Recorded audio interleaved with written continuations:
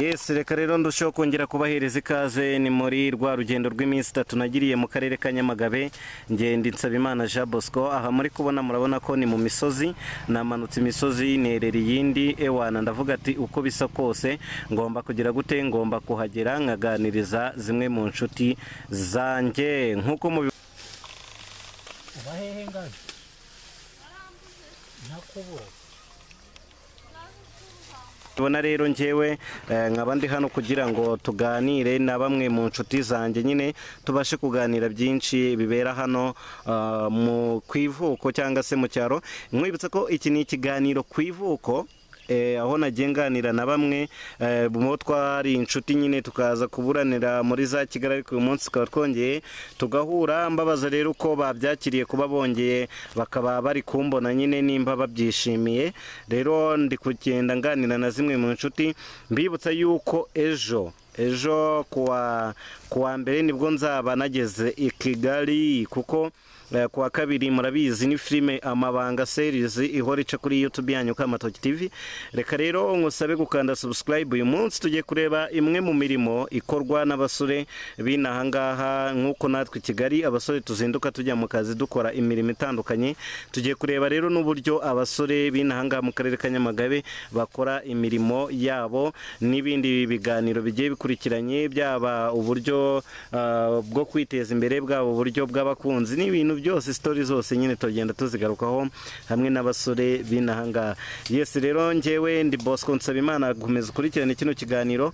Reka tumwerekezeho kamera, ngira ngo nagiye mubereka ari kwahira, noneho ndagira ngo ngende mwegere tuganire ikiganiro ku kiganiro, mukomeze gukurikirana ikiganiro. Nabona ko rero ni hatari kumugeraho, urugendo rutoroshye no gusesera mu misozi. Aha ngaha ni mu biti by'ikawa. Abanyakigali mutazi kawa mutagenze, dore icyo bita ikawa ivamo icyayi bita coffee cyangwa se ni icyayi nyine cya coffee tu. Kawa hari abayizi bayinywa, mutazi ngo bayihinga he, ariko hano mubona niho ikawa ihingirwa. Rero ndagerageza kugenda nsesera ko nyine urabyumva na hano haba hatoroshye. Rero tumugezeho uwo twashakaga, bamwita tukugezeho bitugoye. Urimo urahira ubwatsi, ubwo murihangana ko urabona nubwo zidakoreye ariko nta kibazo. Niho dukura ubwatsi. Uroroye se? Boroye inka? Zoroye ebyiri tu. Abantu benshi muri Kigali bazi yuko ngo buriya ngo amata ava ku igare. Iyo story ugeze uyumvaho? Ndayumva. Kubera ko umwana w'i Kigali akurabona amata bayagura ku gicuba, ku magare nyine, cyangwa agatuma nk'umunyonzi tunzamire litiro cyangwa akane. Nuko rero none ngiye twigereye inangaha, urareba ko nubwo wenda tutari bwabashe kubona n'inka ngo tuzibereke, ariko ubu ngubu hano niho ukura ubwatsi bwo guhereza amatungo yawe. Ubu ndi gukorera ikawa, nkuramo n'ubwatsi bw'amatungo yanjye. Ushaka n'inkwi zirimo nakuzikuramo nta kibazo. Hano muracyacana ku nkwi se? N'inkwi rwose turazikoresha cyane. None se amazina yawe ni ayahe? Amazina yanjye sinze ku bwaho Damuru, hanze neza wazi ku izina rya Korode, kuko yose nanjye ntari. Njyewe uranyibuka? Kabose twasangiye umushyushyu ikigage. Urandaburije uvuga ko nk'ikigage kandi Kigali bazi ko ndi umurokore. Ubwo ni byiza na ubu nanjye ntabwo nkikiwe. Ndokoje bundi ariko sinabura kuba ko twagisangiye. Kubera ko kera twakinywaga. Ubu rero inaha ngaha banzi ngo ku izina Kabosi, naho i Kigali uzi izina bazi? Bazi ngo izina bita Kamatoki. Oya, ni amateka aba ari amateka. Izina Kamatoki cyangwa se ikinyamakuru bita Kamatoki TV waba wari usanzwe ukizi? Ntakubeshye gatoya ko bitari cyane. Ntabwo navuga ngo ngizi iki ngiki ariko ndanyumva. Ujya ucyumva? None se inshuti zanjye urumva twasangiye akabisi nagahiye mu minsi yashize, ubu uri kubyakira ute kubona uyu munsi nongeye nkagaruka nkaba nanakwisangiye hano mu ikawa uri gukorera nkakora urugendo rutoshye nkavuga ati reka njye kuganiriza ya nshuti yanjye wowe wabyakiriye gute? umva ntakubeshye inshuti yanjye kubona ni nko kubona nka perezida yaje nko kuwusura ibyishimo ufite ubu ngubu warakuze wiyitaho ufite n'akazi karenze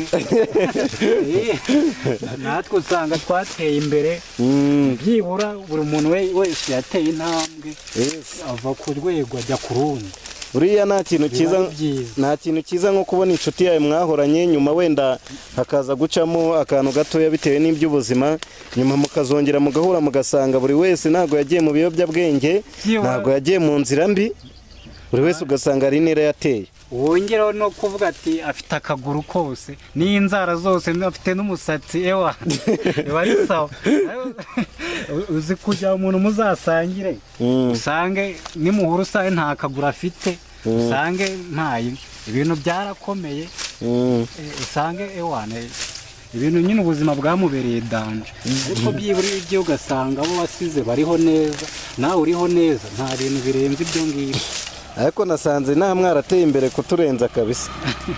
oya buriya rero reka nkubwire ufashe ugiye ahantu inyuma y'imyaka 5 uhasanga iterambere rirenze kuko ibaze nk'umuntu uvutse wasize ataravuka yenda icyo gihe aba yujuje imyaka 5 biba ari ibintu rero birenze. yandi ushaka kuvuga ati ese sheri nk'uhaye akabyiza biba ari byiza icyo gihe yenda ishobora gukura cyangwa ukavuga ati yenda nkawe ushobora kuvuga ati ngo nkugurire inkoko sibyo ariko wa mu cyaro aho kugira ngo uyimugurire igenda nyine itera ushobora kuvuga ati ndayiguhawe ugenda uyorore utandukanye.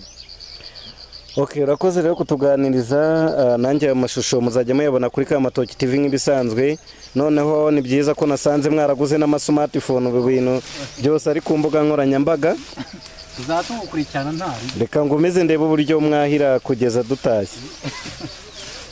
ntabirenze. Aha, ni iterambere nyine reka dushima Imana yagiye itugezaho ibyo bintu byose. Kare nahoze ndi kumwe nawe mu rusengero, ni byiza cyane ko muri abasore bayobotse Imana. Nanjye rero mba naje hano nkavuga ati noneho reka nyure n'amashusho abavandimwe banjye njya mbareba, nubwo ndi i Kigali ariko ntago napfuye, nimuzajya munyenera nzajya manuka nze dufatanye nk'abavandimwe banjye.